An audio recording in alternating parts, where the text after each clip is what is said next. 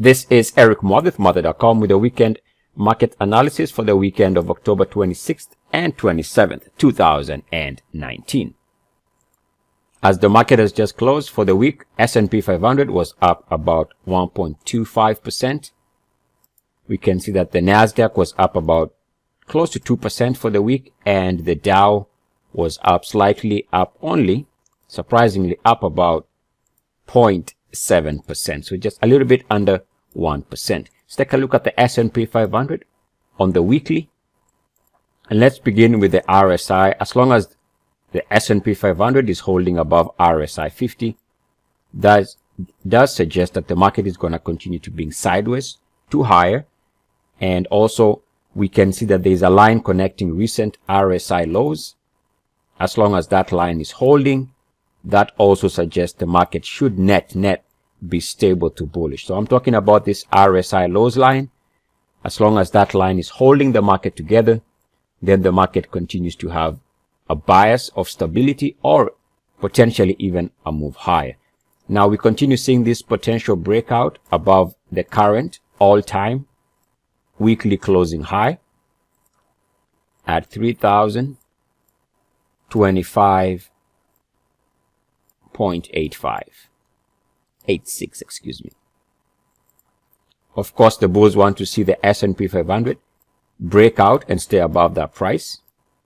And at the same time, we can see that if the market is unable to hold and stay above this price, a failed breakout is what the bears are looking for. Now, another way I was discussing this current look is there's another line connecting the RSI, this time on the top side. We can see we close at the higher end of this line. So in other words, there is a wedge formation, in my opinion, which might determine the next major direction. As you can see here, one scenario is for a price breakout and for the RSI to move above the top side, which would be a net bullish development and should influence prices to the upside. Or we might eventually end up breaking below this long-term weekly RSI wedge. If that happens, that would suggest that the market is priming itself for a pullback, if not for a major sell-off off current levels. So that big picture, the RSI wedge, is something that we are tracking for a potential indication of the next major trend. Above the wedge, bullish. Below the wedge would be bearish. Now, a quick look at the S&P 500 daily. And we can see really over the last couple of days, we are still within this potential resistance area, which also happens to be around the RSI 61.8. So this might determine where we go next in the short term.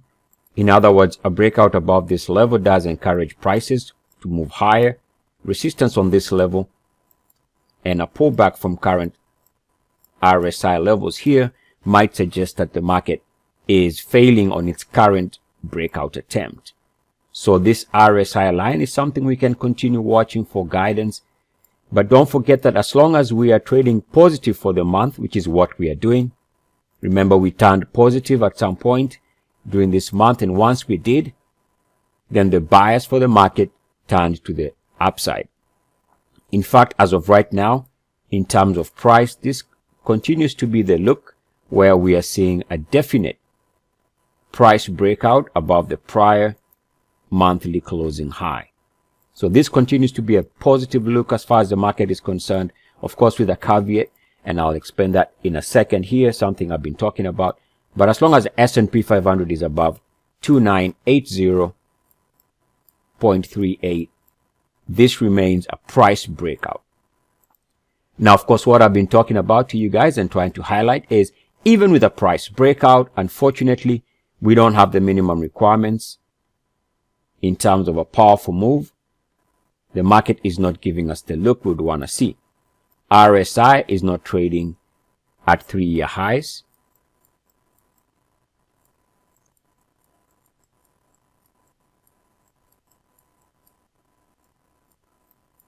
And it's not even close to 69.1. Now that's the RSI. We can see that the MACD is also failing in that we don't have one of the MACDs. We only need one of the MACDs to be trading at 3-year highs, but as of right now, you'll see this with a lot of the charts. We don't have any MACD move to 3-year highs. So again, we see that even with a price breakout, the quality of this breakout remains very suspect. What that tells me is that more than likely, this market is potentially, eventually, going to be rolling over because of the failure because of lacking in quality, is what I'm trying to say. And this is true again with the major averages, the Dow. Same look, you can see the RSI and MACDs don't meet the minimum requirement that's just been discussed, which is the ultimate Moore breakout. We can take a look at the Nasdaq. Also, even with a price breakout, you can see the RSI and MACDs are not where they need to be. So this breakout is and continues to be suspect. Now, if we take a look at the daily charts just to see what they look like, we can see the Dow continues to have this topside resistance look. Not a big, resistance area, because the monthly continues to be positive. We take a look at the 2-hourly. We can see another line that the market seems to be responding to, which is the RSI topside, which actually brings me back to the SPX 2-hourly in the short term. And there seems to be some type of a resistance area here, or at least an area for the market to consider what to do. What the bulls want to see is a market that clears this level, while bears would be encouraged if the market was to roll over around here, showing RSI resistance. Again, I wouldn't put too much emphasis on this short-term charts, in my opinion, because the big picture of the weekly being positive, as long as we are holding above that RSI 50, this remains a market that should be continuing to test recent highs, if not improve on them. Remember, we've been talking about this aspect of the market, which is whenever you bounce on the RSI 50 with uniform action, what that tends to suggest is you're going to go back to test previous highs. You test previous highs and even improve on them from time to time. Uniform activity support above around RSI 50, below it and back above it. You can see over time would go back to test the previous highs there. We can say this is holding above RSI 50 and we are already testing previous highs. We might get a chance of improving above those. So as long as the weekly chart is good, and more importantly, as long as this line, as I discussed earlier in the video, as long as this line is holding the RSI lows line on the weekly, the market should remain stable to bullish. Take a quick look at other markets. TSX, the Canadian market, was down most of the week, but did close higher for the week. That's important in a sense because it is confirming the RSI lows line as holding.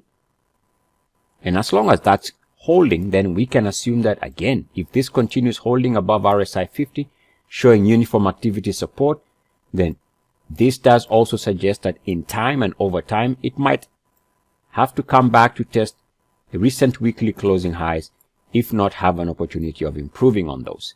Now, because the line is well defined, and I'm talking about this line here, should this line deteriorate and should we break below that line?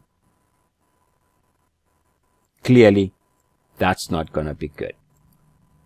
So, looks good. Even on the daily, we see signs of life. And this is something we're going to see across the globe. A lot of markets are stabilizing. Here we can see an improvement of the RSI as prices continue being sideways over the last couple of weeks. So, not the worst looking daily chart. Now, take a look at the NIFTY on the monthly. We can see that once this held, there was the understanding that there's a good possibility that we might have to go back, as far as the NIFTY is concerned, to test recent highs on a monthly closing basis. Again, as long as this line is holding right here and holding above RSI 50. So that's the big picture. and the main takeaway.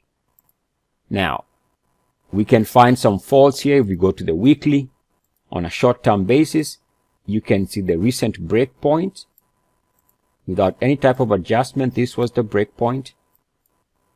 And this is now being tested. We can see for the week has turned into some type of resistance. And I'm talking about since this break here,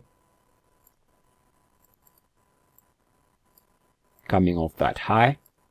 And this has turned into resistance. So on the short term, that's the level to watch for potential movement above that line, this line here, or for continued resistance. And we can draw a line connecting RSI highs. It'll be something like that. And this line is also telling us that around here, there's some little bit of resistance. If the market can eventually jump above these two lines, that will be very bullish. Otherwise, right now, it does show that after a nice recovery here, we might be looking to a sideways to down market based on that weekly RSI. But let's not write too much about that because the monthly continues to be solid. We can see on the daily also, there's a level of resistance since this break point here of the highs there turned into double top rejection here. We had a shallow pullback, and now we are back to test that same line. And the market did tag that line and stalled for a little bit. Is it the worst looking chart? No. All it would take would be for the market to jump above this price level and clear this line, and the market should be good to the upside. So net, let's go with the monthly in terms of the potential for higher prices. Until that monthly chart changes on a month-to-month basis, I would say the bias continues to be for stable to bullish Nifty and Bank Nifty. Now remember, the Bank Nifty also had a better bounce above RSI 50 about two months ago. And what that meant and continues to mean is that there's a good probability in the months ahead. There's a likelihood of coming back to test recent monthly closing highs, if not improve on those, as long as we are trading and showing support above RSI 50. Now, what would change this is if the market was to change and a break below the RSI 50, and especially if and when the market goes on to break this RSI support line, which is going back more than 3 years. So a break of this RSI lows line would completely change the landscape, and prices should, at some point, if we break below recent monthly closing lows, if the RSI drops below to 3-year lows, all those would be major bearish developments, and at that point the market should be bearish. But for now, given the information in front of us, we see RSI 50 support, and as long as that's the case, what that means is there's a good probability that we come back to test these highs in the months ahead, if not have an opportunity of improving on those previous monthly closing highs. Which, by the way, I should have mentioned some US sectors, so let me do that before I forget. Semiconductor index, we can see for the week had a strong had a drop. I believe it was on Thursday or Wednesday. It looked like we were dropping for the week, but we did reverse by the end of the week, and here we are closing the week with a strong close. I believe that's an all-time closing high. Let me check that. So it's an all-time weekly closing high. So we haven't closed for the month, but as far as the weekly is concerned, that is definitely an all-time weekly closing high. And now we can see the problem here is that we saw with the Nasdaq, S&P 500 and the Dow. Yes, we are getting a price breakout, but we are seeing that the RSI and MACDs continue to struggle in terms of quality.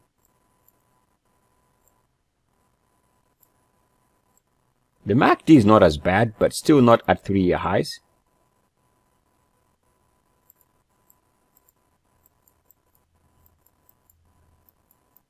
So again, we can see here price breakout, yes. Does it meet the minimum requirements for the ultimate market breakout? No. So again, you'd want to see that minimum requirement met for there to be a sustained movement. Let's do some exercise here. Let's go back a couple years. We can see that there is, on hindsight, this nice move here, very desirable move. And remember, if the general market is moving higher at that pace, individual stocks are going to be doing great. So let's take a look at what set the stage for that move higher. In my opinion, the momentum comes in once the RSI jumps above 69.1. So somewhere here. And we can see at that point, we have at least one of the MACDs trading at 3-year highs, if not both MACDs. So that sometime in end of summer of 2016, the market did meet the minimum requirements for the ultimate market breakout. And because of that, we had a chance for a good move to the upside. So that minimum requirement is needed if the market is to stage a strong push in the months ahead. But right now it is lacking in quality. Now last week I talked about the biotech space, which is showing signs of recovery. Of course, with a general market that had a good week, biotech space continues to show a bounce on the monthly, which is good for the biotech space. And again, this comes back from this area here, 2012 lows. Hard to see here, but I'll show you from a longer view. So as long as that line is holding, it also held here and for the lows here.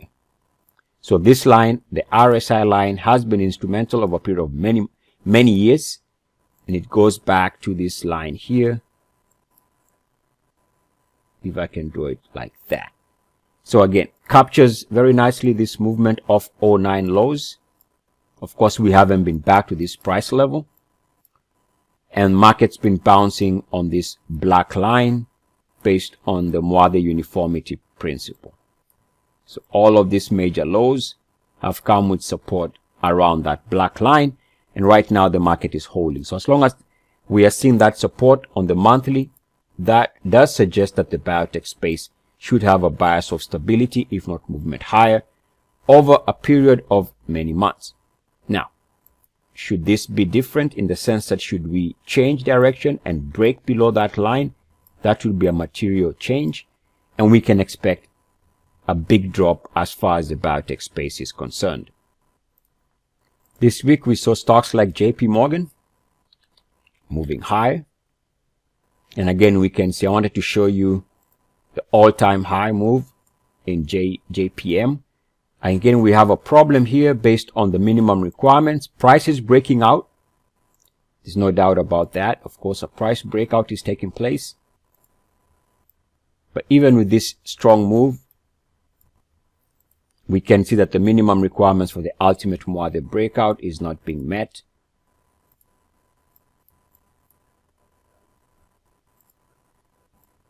And MACDs are not at 3-year highs. So again, this breakout, in my opinion, all these breakouts continue to be suspect as long as they don't meet the minimum requirements.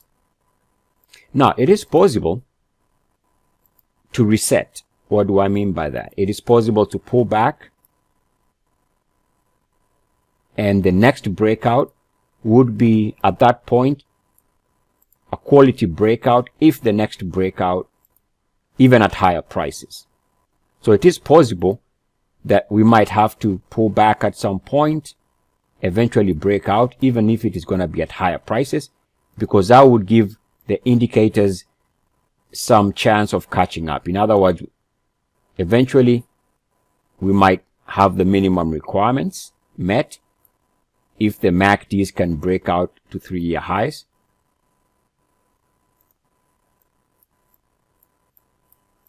And if the RSI can either be above 69, at least 69.1.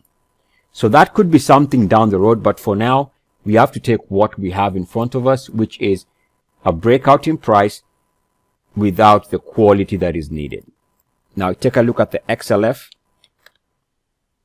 Financial Space Etf. Now, prices are moving higher above recent monthly closing highs. and doing its best to attack 2018's monthly closing high. Very close. So even with a price breakout, you can see the problem here is the RSI is very far from moving to 3-year high. So it would have to be here for 3-year high status. It would have to be above this level here to be trading above 69.1.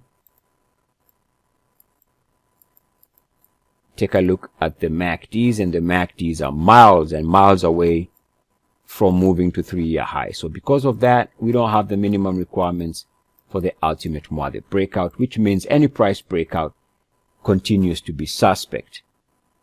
Now, as I mentioned, there are some areas of the market that look strong. And of course, the home builders, having moved the monthly RSI above 69.1, continue to be strong. And here we can see a different look because the MACDs are trading at 3-year highs. So the home builders definitely in the leadership area of the market in terms of breakout and quality. So here we have the minimum requirements being met, and that's why it continues to be an area to watch for new candidates as far as breakout stocks are concerned. We can see also the REIT sector of the market trading with its RSI above 69.1. We can see that the MACDs continue to hold at 3-year highs.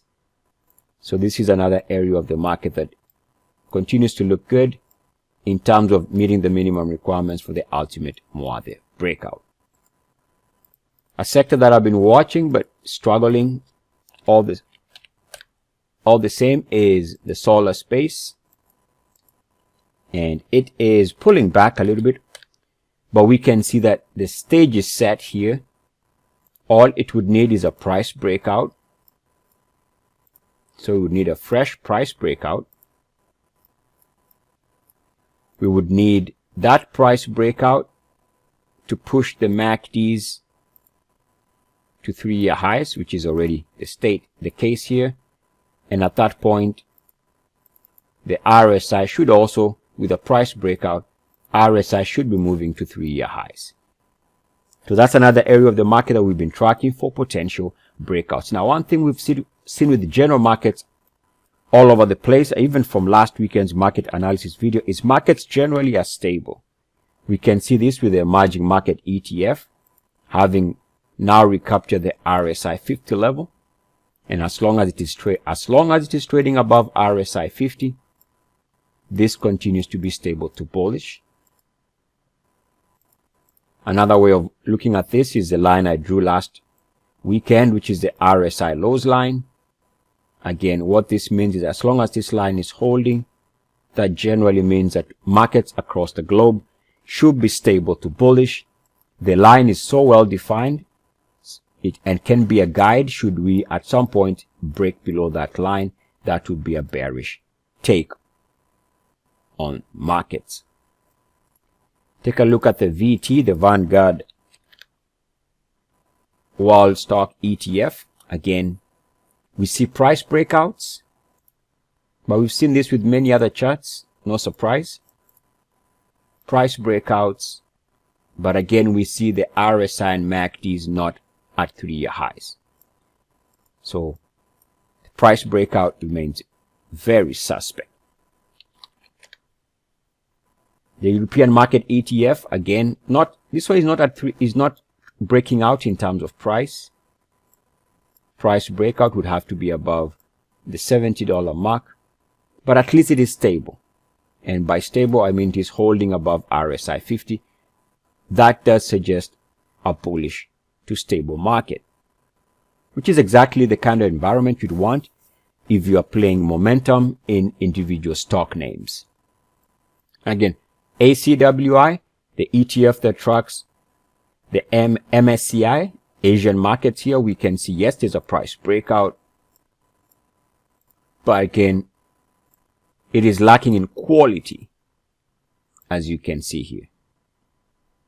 RSI and MACDs not where they should be. Now keep in mind, we can see a good example of why we want markets to be above 69.1 for momentum. Take a look at this 2017 move in the RSI above 69.1, and subsequently what happened in prices, which is this very sharp move to the upside. Let's take a look at ACWX. So global markets without the US. And again, we can see holding above RSI 50. At least that is giving the market some stability. And stability is all we need when we are looking for momentum. Before I forget, let's take a look at the XLE, the Energy Space ETF. And here we can see that lately there's been a little bit of a stability, we can call it that, based on this line here. Again, as long as that line is holding, energy names should be at least stabilizing around here. Now, one thing I wanted to mention here is, other than this period here, generally speaking, this is from 2003 to about 2007, of course. This was probably the most bullish phase. Not very smooth, but it's okay. Since then, I would say this is just too volatile for my liking. You can see if you just take a snapshot since 2015, not much has happened. So I would say it's just a way of underperforming the market in this period here. Very volatile, very unpredictable. And as long as it's within that box, I'm not sure this is an area of the market that has momentum or even giving signs of momentum. And again, we can see that this move here begins with this push to 3-year highs somewhere here. There's a move to 3-year highs and also a subsequent move above 69.1. Now we're talking about this period right here. Right, this breakout. And that was in mid-2004. You can see mid-2004, our MACDs were already trading at 3-year highs. So that's why I say you need the minimum requirements for the ultimate market breakout if there's going to be a strong push in any market. Of course, here we are only seeing stability and nothing much, in my opinion. At least stability is better than a sell-off. Now, of course, should we go on to break below recent lows, these lows on the RSI, a break of these lows as far as energy is concerned would suggest a sell-off would be in play. Let's take a look at metals. Take a look at GLD. Now, GLD is a tricky one, I would say. We know that we just need a breakout to reset this to the upside. A breakout would be pushing GLD above 69.1, which would be very bullish. It's very close to that level. And we see that one of the MACDs, if not both MACDs, are already at 3-year highs. So in terms of quality, gold has it. What is needed here is a GLD breakout above the recent monthly closing high. If it can clear that level, that's very bullish. And the level we've been watching is 143.75. Not quite there. Did come close this past week, but was unable to take out this level. Now, as far as gold index proper is concerned, that would be the gold index proper needing to move above the recent monthly closing high at 1529.40. So a breakout is needed. Otherwise, without a breakout, then this will not play out to the upside.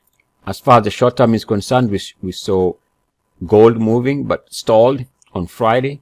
And it might be because of this 2-hourly chart where we see that coming off the highs here,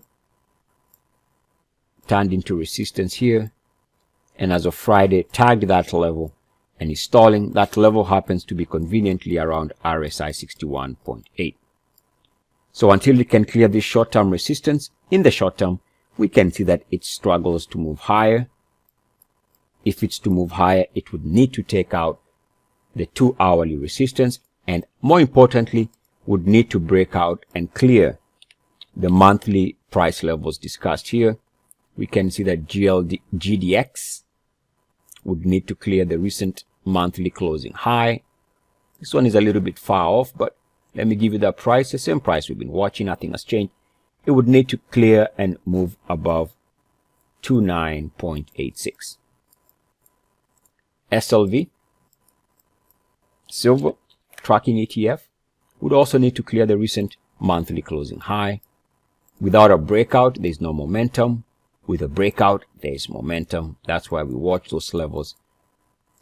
17.15 is a level to watch here. Now, usually when I discuss commodities, we have to take a look at gold, the dollar, and I've been using the UUP. Without a lot of change here in terms of what the chart looks like, we are continuing to see the RSI 69.1 uniform activity rejection. As long as that RSI 69.1 uniform activity rejection is taking place, then we have to assume that as far as the dollar is concerned, this is not a good look. Not a good look for the dollar, generally a positive look for the metals. By the way, the last couple of RSI 69.1 uniform activity rejections for the dollar have been very strong, leading to major sell-offs. Uniform activity rejection here for the highs there. So as long as that's the case, it does give us an indication of what to expect. We can anticipate pullback to down market as far as the dollar is concerned, which generally is good for the metals. Take a look at USO. Had a nice week, about 5%. Might seem like a big, powerful move to somewhere, but one of the reasons why we had that strong move is because the RSI did close above 50. Be on the lookout for potential reversal back below 50. A good example visually is what happened here when we drop here. When we drop below 50 for this down weekly move after a strong showing the prior week. So just be aware that this market has been very all over the place, and I've been pointing out that really if you look at this from this box on a weekly closing basis, we've been trading in this range since May and nothing has changed. We are still within this box. Very volatile area, a very volatile period with no trend. And similar to that of the S&P 500 on a weekly basis, we have RSI lows line and we have RSI top side. And I would say that this long-term wedge should determine the next major trend. And I mean the next multi-month move and a sustained move at that. A breakout would be very bullish. A breakdown would be bearish. Since we are within the box, I'm gonna reserve any type of, conclusion about what this is suggesting. I just think that this continues to be sideways in my opinion, based on what it's been doing since May. A lot of action, a lot of volatility, but ultimately going nowhere. A quick look at Bitcoin as we conclude here. We can see Bitcoin staging a nice move to the upside, up about 16% for the day. A big up day for the cryptos as a group. And we can see that if we take a look at the daily, we are bouncing off that RSI 30.9 level. And of course, 30.9 is just the opposite of 69.1. And also we can see that this is a great example of deteriorating prices while the RSI improves, and RSI found RSI 30.9 uniform activity support, which is good, And now we are seeing this strong move to the upside. Now, one thing I should add here is that even as we are moving higher, we are still within this range where we've been trading for the most part since about late September. And additionally, we are back to test the breakpoint, this area here. In fact, I should draw it lower. So let's draw it, the break there. Brings us off that level. Then we draw our resistance line. I should draw it something like that.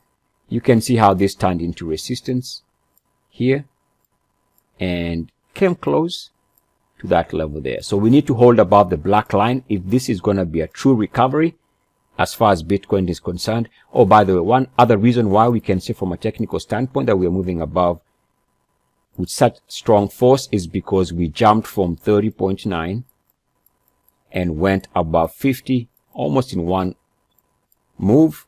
And moving above 50, as we know, does tend to bring about an increment in the movement. This time moving above 50, we can see a big up move. Now, what is actually also interesting is it now brings us back to this other point. Now, let's not read too much into this. I'm just trying to explain to you where we are in terms of the daily chart. I'll show you how the weekly is a little bit on the different side, a different feel. But we can see here coming off the highs there on a daily basis, the highs of July. If we draw a line from there, we can see that we are back to test that line. It's not my opinion. It's just what the market is doing. We see how we broke below it off the highs there. And now we came close here also off the highs there on a daily closing basis. And here we are. And of course, the question is, are we going to move above this area now? Or are we going to stall on that RSI line on the daily? Now, let me show you another view, which is actually a good view in terms of what it suggests for bulls. See this line here? So this is good as long as it is above that line. In other words, what was a problem has now been cleared. See, we broke below here and hit resistance here.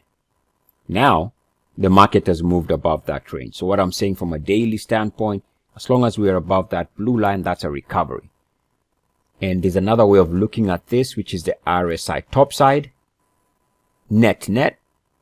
It's a positive argument for the cryptos because this line here has now been cleared to the upside. Now, to confirm that look, you can see that there's a long-term level here that I discussed on the weekly. This is the weekly chart. And we can see that as long as we are bouncing on this line here on the weekly, that's good. It's the line that began this move. And it's the line that led to a major momentum to the downside sell-off here. And if you go backwards, it captures very nicely this area here, which is coming off the lows right there. So the line is legit. As long as the weekly is holding above this line, this is good for the cryptos. And also, if the RSI can bounce above 50 and hold above 50, that is net bullish development as far as the cryptos are concerned. What could turn this into a sell signal at some point is if the weekly breaks this RSI lows line, connecting recent RSI lows on the weekly. Net, I should say that we look to be stable here or stabilizing as far as the cryptos are concerned. We can also see in terms of price, there was an attempt to break down from the prior weekly closing low. We spent some time below it, but did close, but now we are back above it. And again, the main takeaway is this level here. As long as this is holding, that's good.